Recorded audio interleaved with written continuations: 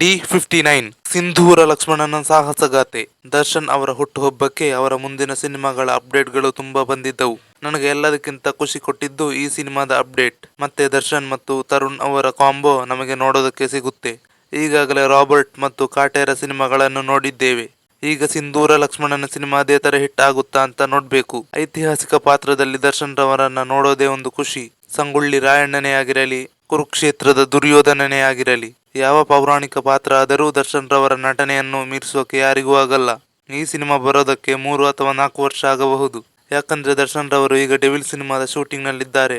ಅದಾದ ಮೇಲೆ ಪ್ರೇಮ್ ಅವರ ನಿರ್ದೇಶನದ D58 ಸಿನಿಮಾ ಬಾಕಿ ಇದೆ. ಅದಾದ ನಂತರವೇ ಈ ಸಿನಿಮಾದ ಶೂಟಿಂಗ್ ಮಾಡ್ತಾರೆ. ಇದು ಒಂದು ಪೌರಾಣಿಕ ಸಿನಿಮಾ ಆಗಿರೋದ್ರಿಂದ ಸಾಕಷ್ಟು ಸಮಯ ಮತ್ತು ಬಡ್ಜೆಟ್ ನ ಅಗತ್ಯ ಇದೆ. ಈ ಸಿನಿಮಾಗೆ ಪ್ರೊಡ್ಯೂಸರ್ ಆಗಿರೋದು ಮೀಡಿಯಾ ಹೌಸ್ ಶೈಲಜಾ ನಾಗ್ ಮತ್ತು ಬಿ ಸುರೇಶ್ ಅವರು. ಅವರು ಈಗಾಗಲೇ ದರ್ಶನ್ ರವರ ಯಜಮಾನ ಮತ್ತು ಕ್ರಾಂತಿ ಸಿನಿಮಾಗಳನ್ನು ಪ್ರೊಡ್ಯೂಸ್ ಮಾಡಿದ್ದಾರೆ. ಈ ಸಿನಿಮಾಗೆ ಹೈ ಬಡ್ಜೆಟ್ ಬೇಕಾಗಿರೋದ್ರಿಂದ ಎಲ್ಲವನ್ನು ನಿಭಾಯಿಸುವ ಜವಾಬ್ದಾರಿ ನಿರ್ದೇಶಕ ತರುಣ್ ಅವರ ಮೇಲಿದೆ. ಈ ಸಿನಿಮಾಗೆ ಮ್ಯೂಸಿಕ್ ಮಾಡ್ತಿರೋದು ಹರಿಕೃಷ್ಣ ಅವರು. ಅಲ್ಲ, ಹರಿಕೃಷ್ಣ ಅವರ ಮ್ಯೂಸಿಕ್ ಅಲ್ಲಿ ಅಂತದ್ದೇನಿದೆ? ಪದೇ ಪದೇ ಅವರನ್ನೇ ಸಿನಿಮಾಗೆ ಮ್ಯೂಸಿಕ್ ಡೈರೆಕ್ಟರ್ ಆಗಿ ಹಾಕೋತಾರಲ್ಲ.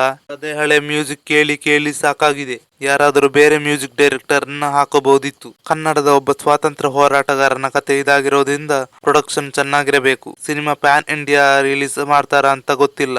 ನನ್ನ ಪ್ರಕಾರ ಪ್ಯಾನ್ ಇಂಡಿಯಾದಲ್ಲಿ ರಿಲೀಸ್ ಮಾಡೋದೇ ಒಳ್ಳೇದು. ಯಾಕಂದ್ರೆ ಕನ್ನಡದ ಒಬ್ಬ ಸ್ವಾತಂತ್ರ್ಯ ಹೋರಾಟಗಾರನ ಕತೆ ಇಡೀ ದೇಶಕ್ಕೆ ಗೊತ್ತಾಗಬೇಕು. ತರುಣ್ ಅವರು ದರ್ಶನ್ ಅವರ ಜೊತೆ 2 ಸಿನಿಮಾ ಮಾಡಿರೋದ್ರಿಂದ ದರ್ಶನ್ ರವರನ್ನು ಹೇಗೆ ಯೂಸ್ ಮಾಡಬೇಕು ಅಂತ ಗೊತ್ತಿರುತ್ತೆ. ಅದೇ ತರ ದರ್ಶನ್ ಅವರಿಗೂ ಪೌರಾಣಿಕ ಪಾತ್ರದಲ್ಲಿ ಅಭಿನಯಿಸಿ ಗೊತ್ತಿರೋದ್ರಿಂದ ಅವರ ನಟನೆ ಬಗ್ಗೆ ಯಾವುದೇ ಅನುಮಾನ ಇಲ್ಲ. ಈ ಸಿನಿಮಾಗೆ ಸದ್ಯಕ್ಕೆ D59 ಅಂತ ಹೆಸರಿಟ್ಟಿದ್ದಾರೆ. ಟೈಟಲ್ ಇನ್ನು ಫಿಕ್ಸ್ ಆಗಿಲ್ಲ. ದರ್ಶನ್ ಅವರಿಗೆ 2 ಸಿನಿಮಾಗಳು ಪೆಂಡಿಂಗ್ ಇರೋದ್ರಿಂದ ಅದೆಲ್ಲ ಮುಗಿಸಿ ಈ ಸಿನಿಮಾದ ಶೂಟಿಂಗ್ ಸ್ಟಾರ್ಟ್ ಮಾಡ್ತಾರೆ. ತರುಣ್ ಅವರಿಗೆ ಪ್ರೀ ಪ್ರೊಡಕ್ಷನ್ ವರ್ಕ್ಗೆ ಸಾಕಷ್ಟು ಟೈಮ್ ಇದೆ. ಫಸ್ಟ್ ಲುಕ್ ಪೋಸ್ಟರ್ ನೋಡೋದಾದ್ರೆ ಬಂದೂಕಿನ ಮೇಲೆ ಸಿಂಧೂರ ಲಕ್ಷ್ಮಣ ನಿಂತಿರೋದು ಕಾಣಿಸುತ್ತೆ. ಕೈಯಲ್ಲಿ ಕೊಡಲಿ, ಬೆನ್ನಿನ ಮೇಲೆ ಬಂದೂಕು ಇಟ್ಟುಕೊಂಡು ಖಡಕ್ ಆಗಿ ನಿಂತಿದ್ದಾನೆ. ದರ್ಶನ್ ರವರ ಈ ಸಿನಿಮಾಗಂತೂ ಅಭಿಮಾನಿಗಳು ಕಾಯ್ತಾ ಇದ್ದಾರೆ. ಈ ಸಿನಿಮಾದ ಬೇರೆ ನಟರ ಬಗ್ಗೆ ಅಧಿಕೃತವಾದ ಮಾಹಿತಿ ಇಲ್ಲ. ಅದು ಮುಂದಿನ ಅಪ್ಡೇಟ್ ನಲ್ಲಿ ಗೊತ್ತಾಗಬಹುದು.